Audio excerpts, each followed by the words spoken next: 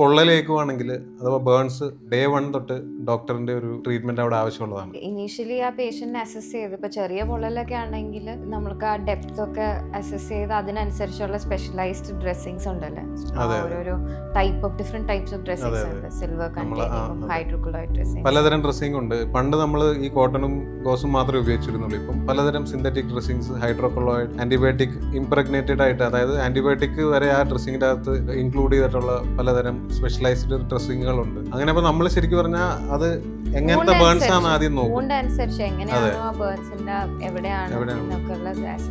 ആ ഒരു ബേൺസിന് പറ്റിയ ഏറ്റവും നല്ല ഡ്രസ്സിങ് ഏതാണോ അത് നമ്മൾ അവിടെ കൊടുക്കുന്നതായിരിക്കും. അത് ഡ്രസ്സിങ് മാത്രം മതി. അതുകൂടാതെ നമ്മൾ കുറച്ചുകൂടി സിവിയർ ബേൺസ് ആവുകയാണെങ്കിൽ fluid management from the time of burns initial 24 മണിക്കൂർ അത്രയും ഇമ്പോർട്ടൻ്റ് ആണ്. ഫ്ലൂയിഡ് സ്റ്റാർട്ട് ചെയ്യാൻ അത് അപ്രോപ്രിയേറ്റ് ആയിട്ട് ഫ്ലൂയിഡ് സ്റ്റാർട്ട് ചെയ്യണം, ഓൺ ടൈം സ്റ്റാർട്ട് ചെയ്യണം, ഡിലേ ഇല്ലാതെ. അതാണ് നമ്മൾ പേഷ്യൻസിനോട് എത്രയും പെട്ടെന്ന് ഹോസ്പിറ്റലിലോട്ട് വരാൻ പറയുന്നത്.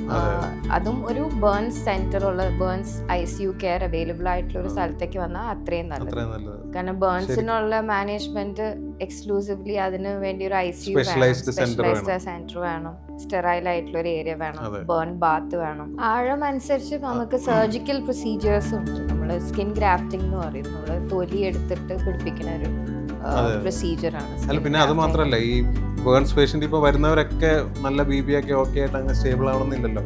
ഇപ്പൊ കുറെ ബേൺസ് പേഷ്യന്റ് BB ഒക്കെ കുറഞ്ഞ് വരുന്നവരുണ്ട്. ഷോക്ക് എന്ന് പറയും. അപ്പൊ അങ്ങനെ ഷോക്കിൽ കുറച്ച് ക്രിട്ടിക്കൽ സ്റ്റേജിൽ വരുന്ന ആൾക്കാർക്ക് ബേൺസ് ICUവിൽ വേണം അവരെ ട്രീറ്റ് ചെയ്യാൻ. അതൊക്കെ നമ്മൾ കൺസിഡർ ചെയ്യണം. ഒരു സ്പെഷ്യലൈസ്ഡ് ബേൺ സെന്ററിൽ ആണ് ഏറ്റവും നല്ല ട്രീറ്റ്മെന്റ് ശരിക്കും ബേൺസിന് കിട്ടുന്നത്. സാധാരണ ഒരു ക്ലിനിക്കിൽ പോയാൽ അവർക്ക് മാനേജ് ചെയ്യാൻ പറ്റാത്തതാണെങ്കിൽ പിന്നെ അവർ നേരെ ബേൺസ് ICU അല്ലെങ്കിൽ ബേൺസ് സ്പെഷ്യലൈസ്ഡ് ബേൺ സെന്ററിലോട്ടാണ് റെഫർ ചെയ്യുക. അപ്പോൾ ഇതൊക്കെയാണ് അതിന്റെ കാരണങ്ങൾ. ഒരു ആശുപത്രിയിൽ ഒരു സ്പെഷ്യലൈസ്ഡ് ഒരു ഡോക്ടറെ കാണിക്കണം എന്ന് പറയുന്നതിന്റെ ഉദ്ദേശം ഇതൊക്കെയാണ്.